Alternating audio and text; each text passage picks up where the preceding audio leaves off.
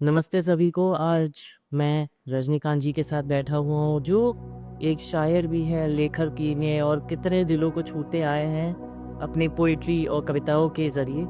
तो रजनीकांत जी, थोड़ा-सा मैं जानना चाहूँगा आपके बारे में, आपकी ज़ुबानी या अपनी जनता को क्या बताना चाह रहे हैं? आपके सुनने वाले या प्यारे प्यारे दिल हमारे साथ जुड़े हुए लोग, उनके लिए आप क्या बोलना चाह रहे हैं? अपने बारे में बताइए कुछ। पहले तो आपका धन्यवाद कि यहाँ स्टेज दिया एंड दूसरा कि यहाँ पे बहुत अच्छे से कलाकार आए अभी तक। तो ये मेरे पर्सनली सोचने के लिए बड़ी उपलब्धि है कि मैं खुद को कलाकार कहूँ। मैं बस ये सोचता हूँ कि किसी न किसी कला को, आर्ट को, पोएट्री को, म्यूज़िक को फॉलो करता रहूँ। मुझे अच्छा लगता है वो। कुछ ना कुछ सीखने को मिलता है, कुछ फीलिंग्स से सीखने को मिलती है, कभी कुछ शब्द सीखने को मिलते हैं। तो और थोड़ा-थोड़ा ट्राई करता हूँ। कोशिश रहती है खुद कुछ भी लिख सकूँ। तो यही सब चलता है। बाकी फुल टाइम में अभी पोएट्री या लिखना या रिसाइट करना शुरू नहीं किया है। फुल टाइम में जॉब कर रहा हूँ। बाकी अपने खाली टाइम में और जैसे ही दिल करता है, दिल में कुछ भर गया है, पीस फाइंड करना है, तो लिख देता हूँ और पढ़ के सबको सुना देता हूँ। बहुत-बहुत प्यारी बात है आपने। तो रजनीकांत जी, आप पेशे से ही लेखक हैं या फिर कहीं और जॉब करते हैं, आईटी या एमएनसी या बेहतर? जी, मैं अभी एक जॉब कर रहा हूँ। फाइनेंस सेक्टर में एक डेटा एनालिस्ट के जॉब पे जॉब कर रहा हूँ तो I am a data analyst. So उस तरफ एक ऑब्जर्वेशनल थियरी चलती है कि when you are into numbers, आप नंबर में जब काम कर रहे हो तो काफ़ी ऑब्जर्वेशन करनी पड़ती है। काफ़ी नंबर के साथ खेलना पड़ता है आपको। तो वहाँ से शुरू हुआ होता और फिर वो माइंड इस तरह से डाइवर्ट होता गया और लर्निंग होते रही कि फिर शब्दों के साथ शुरू हुई वो चीज़ें। तो फिर बातें करते करते कविताएं बनने लगी। फिर उनको लिखना शुरू किया तो धीरे धीरे शब्द ठीक हुए, कई मात्राएं ठीक हुई। तो मेरे को अभी याद आता है जैसे अभी कस्तूरिका जी आई थी तो उनको इंटरव्यू को देख के याद आया मुझे कि मेरी सेकेंडरी स्कूल में हमारे हिंदी की टीचर थी। तो मुझे अभी याद आता है जब मैं हिंदी में लिखता हूँ कि मेरे हिंदी की टीचर मुझे काफ़ी डांटती थी मेरी मात्राओं में नहीं है।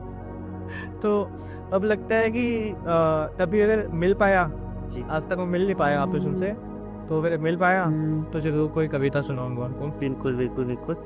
तो ये मात्रापन एक चीज़ से हमें याद आ गई, हमारी हिंदी टीचर तो मेरी हिंदी टीचर थी, मैं आज भी उनसे कनेक्टेड हूँ। मैंने दोस्तों से ज़्यादा टीचर्स के साथ समय बिताया है। क्यों? क्योंकि मेरी मात्राएँ हो गई या इंग्लिश में ग्रामेटिकल हो गया, नाउन में मुझे आज भी याद है कि नाउन होते हैं ना, तो नाउन क्या होते हैं, क्या नहीं होते, मेरी एक टीचर ने पेन से एग्ज़ाम में पेपर में लिख दिया था। उन्होंने मैम बोला, "मैम नाउन क्या होता है?" कहता, "बेटा साल भर पढ़ा गया तुमने।" तो उस चीज़ पे हमारा रहता था।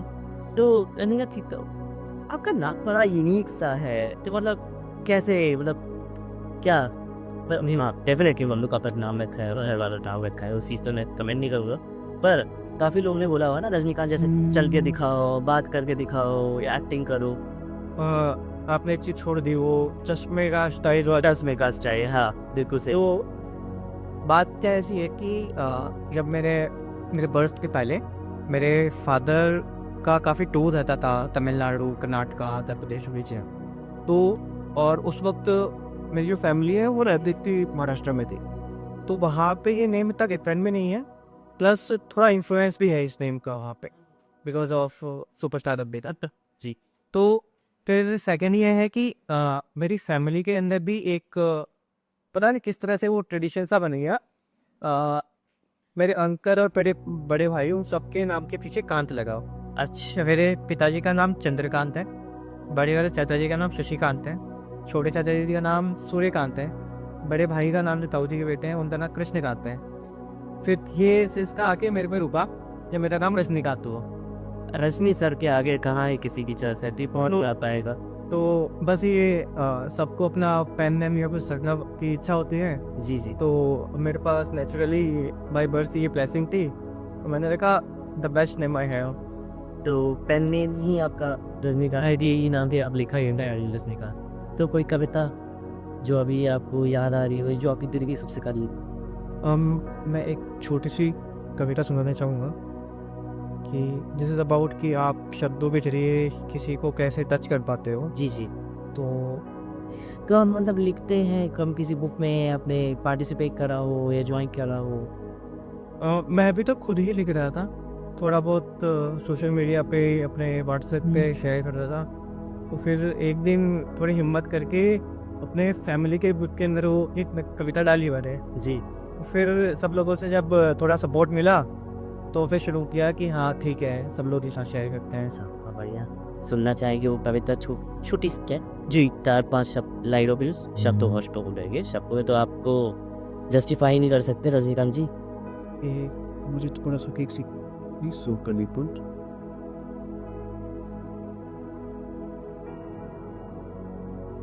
तो बाय प्रोफेशन आपने बोला कि हम आपने फाइनेंस डिपार्टमेंट है, अभी बिजनेस एनालिस्ट, आप एज अ बिजनेस एनालिस्ट हैं।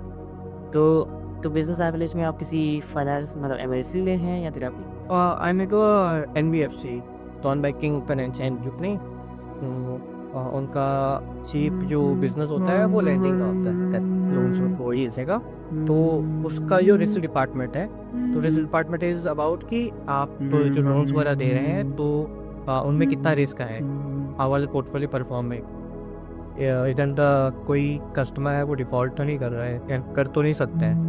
तो वो सब फाइंड आउट करने का कोई वो काम हमारे पास रहता है। बहुत बढ़िया, बहुत बढ़िया। Playing with the numbers. चलिए आपकी कविता पर रोल एक छोटी सी कविता है, तो उसका टाइटल दिया था मैंने, छू सकता हूँ क्या मैं तुम्हें, तुझे इन मैले हाथों से मैं कभी छू ना सकूँ शायद, पर आरज़ू है कि एक दिन ज़बान इतनी निर्मल हो कि बोलूँ तेरे दिल में उतरूँ, दिल में, दिल से रूह में, और रूह से चिर ख्यालों में, रूह से चिर चिर ख्यालों में, तुझे इन निर्मल शब्दों से मैं कभी छू सकूँ शायद, तुझे इन निर्मल शब्दों से कभी छू सकूँ शायद। बहुत बहुत बढ़िया आप ये। तो रजनीकांत जी यहीं पे हम लोग समाप्त करते हैं। ये तो अभी आप लिखना चालू करे हैं तो ऑल द वेरी बेस्ट कि आपने जो पैशन चूज़ करा है बहुत ही प्योर पैशन है साहित्य की कला में और साहित्य की फील्ड में अगर मैं बोलूँ तो आपका बहुत बहुत धन्यवाद एंड वेलकम टू द साहित्य क्लब थैंक ऑफ इंडिया। जल्दी आगे काम करेंगे साथ में। हाँ, आपके साथ और बाकी जो भी अभी तक इंटरव्यू है उन सभी के साथ बहुत कुछ सीखने को मिला। कुछ लोगों ने ये भी कहा, जैसे भाई साहब ने कहा कि हम लिख देते हैं और फिर बाद में लगता है कि ये मैंने नहीं लिखा, फिर लगता है कि ये कोई डिवाइन थी जो लिखा गई हमसे। तो वैसे ही कई बार लगता है कि हम लिख देते हैं पर फिर लगता है कि अरे ये मैंने कैसे लिख दिया। वो आता ही आता है। Thank you so much शिपो।